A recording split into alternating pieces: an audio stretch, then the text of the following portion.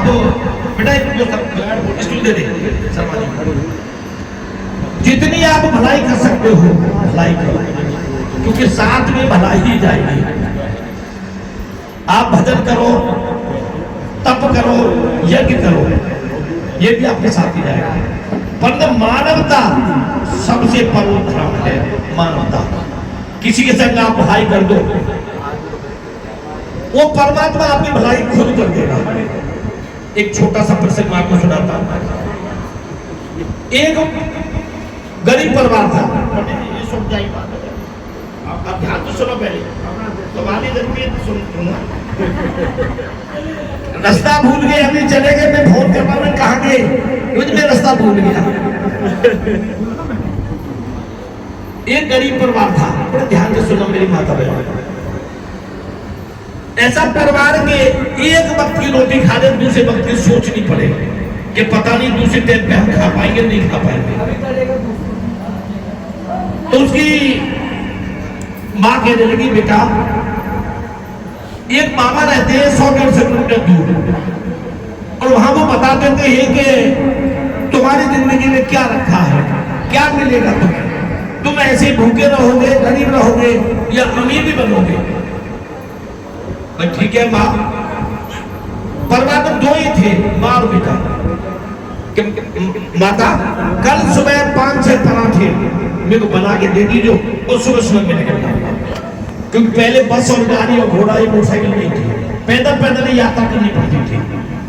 वो वहां से निकला, ज्यादा ज्यादा 30 किलोमीटर चलेगा आदमी, 40 चलेगा। जाने के बाद शाम हो गई, एक गांव में रुक गया, तो वो चौधरी का काम था, जाटों का। तो उसने जब वो कहा कि बाबा आज मैं यही रुकूंगा, भाई हाँ आ जाओ। पहले कोई आधार कार्ड, पैन कार्ड ये नहीं मांगता था, ना इंट्रोडक्शन पूछता था। आदमी आ गया, भाई इज्जत उसकी इज्जत करते थे पूरी तरह से।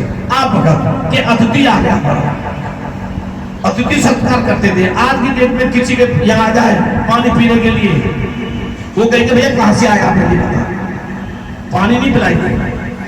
और हकीकत में पिलाना भी नहीं चाहिए, क्योंकि आज का समय बहुत गलत है।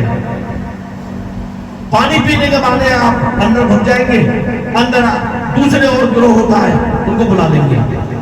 बोल श्री गुरु महाराज की, हम तो पहले नहीं थे, इस सत्य की बात बता रहा हूँ। चौधरी का भैया कहाँ जा रहा है, उसने सत्य बताया कि बाबा हम गरीब हैं, एक महात्मा जी रहते हैं फलाने जगह पर, और वहां वो बताते हैं, सारी चीज बता देते कि तुम कितना तुम्हें मिलेगा, पैसा कब मिलेगा, और तुम गरीब रहोगे, अमीर बनोगे, सारी चीज बता देते हैं। उनका बेटा एक काम मेरा भी कर देना, एक प्रश्न मेरा भी पूछ लेना। भाई हाँ बाबा बताओ। बेटा मेरी जो बेटी है गूंगी और बहरी है, और शादी योग्य है, तो बेटा मैं परेशान होगी, सुनेगी भी या नहीं सुनेगी, और शादी होगी कि नहीं होगी। तो बेटा एक प्रश्न मेरा पूछ लेना। तो बाबा ठीक है। अगले दिन सुबह विदा ली, उनसे विदाई लेके आगे बढ़े।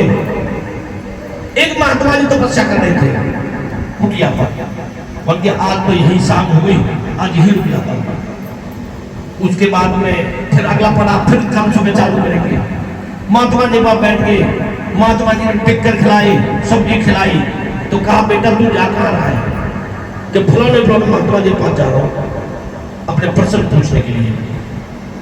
महात्मा जी कह बेटा एक प्रश्न मेरा पूछने कि मैं दिन रात भजन करता हूँ, यज्ञ करता हूँ, तपस्या करता हूँ, परंतु मेरे को सफलता नहीं मिल रही, भगवान खुश नहीं हो रहे, मेरे को भगवत प्राप्ति नहीं हो रही। तो एक प्रश्न मेरा पूछ लेना। ठीक है बाबा। आगे चले गए, एक किसान मिले जिनके घर में रुकना था। उनके पास खेत बहुत थे, पर पैदावार कुछ नहीं थी। उसने कहा बेटा तू जा तो रही है, एक प्रश्न मेरा कर देना कि मेरी खेती बाड़ी तो बहुत है, पर नाज पैदा नहीं होता। तो बेटा मेरा भी थोड़ा हिटका देना प्रश्न। ठीक है बाबा। अगले चौथे दिन वो बाबा के पास पहुंच गया, जहां महात्मा जी बताते थे प्रश्न। कुटिया में पहुंचा, कुटिया में जाकर उनको जलपान किया, जलपान करने के बाद महात्मा जी ने उनको बुलाया गद्दी पर कि बेटा बताओ। उन्होंने 3 प्रश्न तो जो रास्ते में मिले थे, एक चौधरी साहब का, एक बाबा का, एक किसान जी का, 3 तो उनके हो गए, एक अपना हो गया, 4 हो गए। अब उसे 4 प्रश्न उनको लिख के दिए तो महात्मा जी कह लगे बेटा एक बार में मैं 3 प्रश्न बताता हूँ, बड़े ध्यान से सुनना, एक बार में केवल 3 प्रश्नों का उत्तर देता हूँ। तो बेटा सोच ले किसका काटना है, किसका जवाब नहीं चाहिए उसका बता दे, मैं 3 प्रश्नों का जवाब दूंगा। अब वो सोच में पड़ गया, संकट की घड़ी उसके सामने कि अपना छोड़ू तो मैं 3 दिन से पैदल पैदल चलता आ रहा हूँ, मेरी माँ को क्या जवाब दूंगा कि माँ मैं गया भी तो वहां पर पूछ के नहीं आया, और उन तीनों में से किसी का छोड़ता हूँ तो मैंने उनका नमक खाया है, उनको वायदा करके आया हूँ कि मैं तुम्हारा प्रश्न पूछूंगा, वो मेरे जब मैं जाऊंगा लौट के तो उन्हें इंतजार करेंगे और विश्वास में बैठे रहेंगे, विश्वासघात किसी के साथ नहीं करना चाहिए। उसने कहा मैं अपना काट देता हूँ, अपना क्रॉस लगा दिया और 3 प्रश्न के बाबा से कहा बाबा इन 3 प्रश्न के जवाब दे दिए। महात्मा जी ने उसकी तरफ देखा कि बेटा तू इतनी दूर से आया है और तेने अपना प्रश्न काट दिया। लेकिन बाबा जिनके पास में रुका था उनको मैं वायदा करके आया हूं, उनको विश्वास दिला के आया हूं कि तुम्हारा प्रश्न पूछे जरूर आऊंगा। तो मेरा वापस निकल लिया। सबसे पहले किसके पास आएगा माता जी? किसान। सबसे पहले वो किसान के पास आया। किसान खुश हो गया, अरे बेटा आ गया। हाँ बेटा आ गया तू? हाँ बाबा आ गया। तो बेटा कुछ मेरा पूछ के आया है? मैं सुबह बताऊंगा। रात को खाया पिया, सवेरे कहा जी ऐसा करो आप 2 मजदूर ले लो साथ में और फावड़ा ले लो, अपने खेतों को 7 फुट नीचे खोदो। 7 फुट नीचे खोदा खेतों को, उसमें हीरा पन्ना जवाहरात गिन्नियां सोने की वो निकली उसमें से। अब वो पूरे खेतों में वही सामान था जब ही फसल नहीं होती थी, हीरा पन्ना और सोने की गिन्नियां, सोने की लोहरें।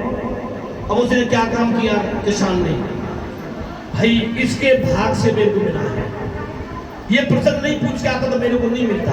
मैं हो सकता है ऐसे ही पड़ जाता कि परमात्मा मेरी खेती में कुछ फसल नहीं दे रहा, हो सकता मेरी कमी हो, परंतु ये पूछ के आता इसका भी हक बनता है।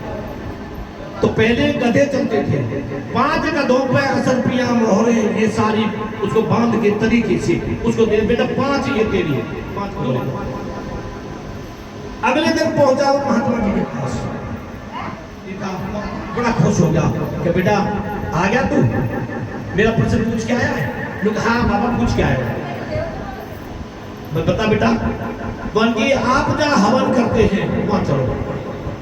तो हवन थोड़ा सा आगे उन्होंने यज्ञशाला बना रखी थी। भाई बाबा आपने 5 फुट नीचे एक हीरा, बेशकीमती हीरा है जिसकी कोई कीमत ही नहीं है, वो आपने दबा रखा, छुपा रखा इसके अंदर। जब तुम यज्ञ करते हो, भजन करते हो, तुम्हारा ध्यान वही रहता है उस हीरा पर, कोई चुरा ना लेना, कोई चोर ना लेना। इसलिए तुम्हारी जो भक्ति है वो सफल नहीं हो रही, इसलिए भगवत प्राप्ति नहीं हो रही। आप उस हीरा का दान कर दो। अब वो महात्मा जी ने जो बाबा तपस्या करते थे उन्होंने खोदा उस हीरा को, बल्कि बेटा तेरे से बढ़िया मेरे को कौन मिलेगा, वो बेशकीमती उसकी कीमत ही नहीं है, वो उसको दे दिया लड़के को। वो लड़के ने वो भी रख लिया। अब देखिए जो किसी के साथ भलाई करता है उसने अपना प्रश्न नहीं पूछा, कितनी कीमती मतलब सामान मिल गया उसको, वो पूछ के भी नहीं उसको पा सकता था, परंतु उसने भलाई करी, दूसरों की त्याग किया अपने लिए। कहते हैं त्याग सबसे बड़ा होता है। आज सभी ये देखो चौधरी साहब नहर पार से आते हैं कीर्तन के लिए, कोई लालच नहीं है पैसे का। हमारे शर्मा जी हैं, रिटायर्ड हैं फौज में, पंडित जी हैं, ये पंडित जी बैठे हैं। लालच किस चीज का हमें? केवल लालच है कीर्तन, गुरु महाराज के नाम का, गुरु का महाराज का गुणगान करने का। हम तुम शादी को छोड़ देंगे अगर कीर्तन होता ना हमारा, ऐसा लगता पता नहीं कोई बड़े पार्टी में जा रहे हैं, बहुत बड़ी पार्टी, सबसे बड़ी पार्टी गुरु महाराज की, जो हम करते घूमते चारों तरफ अपने काम को छोड़ के, वर्तम काम को अपने को छोड़ते हैं। ये हमारा काम बनाता है, हमारा काम बिगड़ने नहीं देता। आज तक किसी का काम नहीं बिगड़ा जो कीर्तन में आते हैं, उनके काम स्वतः बन जाते हैं। बोल श्री गुरु महाराज की। अब देखिए तीसरी जगह वहां पहुंचा चौधरी साहब के पास। चौधरी साहब बेटे को देख के बड़े खुश हुए कि बेटा आ जा। तो बेटा मेरा प्रश्न पूछा, बोली हाँ बाबा पूछ क्या है। भाई क्या बताया महात्मा जी ने?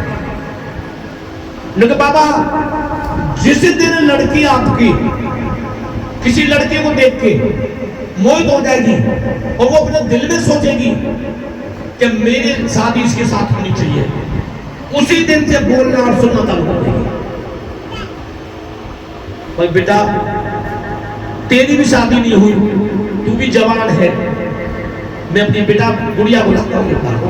अंदर से लाया और मेरी माता बहनों, जैसे इस गुड़िया ने नवयुवक को देखा, वो भी यंग था, हिस्पुष्ट था, सुंदर था, तो उसके मन में एकदम लालसा हो गई उसकी बेटी की कि मेरा पति ऐसे होना चाहिए। और शादी हो गई तो मतलब वो परमात्मा मेरी शादी ऐसे लड़की से करा दे, इसी से करा दे। जैसे ही उसकी भावना हुई उसने बोलना और सुनना चालू कर दिया। बोल श्री गुरु महाराज। अब वो चौधरी ने उसकी शादी उस लड़के के साथ कर दी। जो दाम दहेज था वो खोल दिया और उनको विदा किया मान सम्मान के साथ। अब पहुंचा लास्ट में अपने घर। जो माँ इंतजार कर रही थी कई दिन से कि मेरा बेटा महात्मा के पास गया है, पूछ के आएगा, अब रोटी के लिए मोहताज नहीं होना पड़ेगा, हमें पता तो लग जाएगा कि हम भूखे ही मरेंगे या ऐसे ही रहेंगे। लड़का आया तो लड़के को आते ही माँ ने कहा बेटा पूछ के आया कि माँ मैंने अपना प्रश्न नहीं पूछा। भाई तू इतनी दूर गया पूछा क्यों नहीं? अरे माँ परमात्मा ने इतना दिया है बिना प्रश्न के। ये देख ये जो गधे हैं, इनमें जो माल लग रहा है, ये हम तुम 20 पीढ़ी खाते रहेंगे। इतनी इसमें जवाहरात, इसमें गिन्नियां, सोने की असरपियां और एक बेशकीमती हीरा जिसको कोई कीमत ही नहीं है। और सबसे बड़ा हीरा तेरी बहू आ गई। अच्छा बहू भी लेके आया है? अरे माँ बहू नहीं, उसी महात्मा की कृपा है, परमात्मा की कृपा है और गुरु महाराज की कृपा है तो तेरे को दहेज के साथ में सत्या भी, हीरा भी और पन्ना भी और सबसे बड़ा हीरा तेरी बहू आ गई। बोल श्री गुरु महाराज की जय हो। मेरी माता बहनों भलाई करते रहो, किसी को कष्ट ना पहुंचे, ये काम करते रहो। यही भजन है, ये तपस्या है, ये तुम्हारा सब कुछ है।